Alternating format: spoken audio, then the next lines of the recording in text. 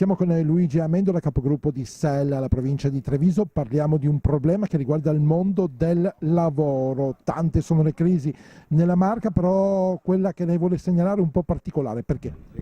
Io volevo segnalare una situazione che sta avvenendo purtroppo a alcuni lavoratori. Di fatto abbiamo la Regione Veneto che fa difficoltà a pagare dei contratti regolarmente avuti attraverso una cooperativa che si chiama Workop, e di fatto questa cooperativa, persone che hanno problemi, gravi problemi di disoccupazione, hanno contratto un regolare rapporto di lavoro con questa cooperativa che purtroppo però è fallita. La Regione Veneto non paga e di fatto questi lavoratori si trovano senza la possibilità di avere nessun tipo di stipendio.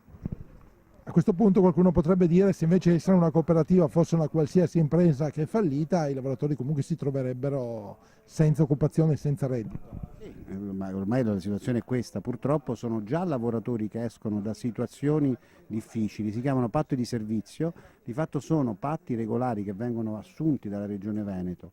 Io ho chiesto l'intervento anche della provincia di Treviso, che si faccia almeno garante o soprattutto si metta in condizioni di contattare la Regione Veneto, perché qui parliamo di 100-200 lavoratori, soprattutto di età superiore ai 50 anni, 55 anni, quindi con alcun tipo di reddito, quindi mi sembra una situazione Sono italiani?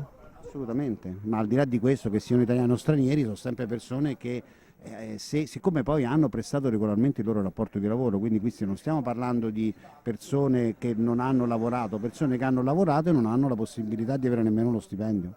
E adesso si trovano a vivere come? Ah, bella domanda. E io onestamente questo è un grosso dubbio che mi...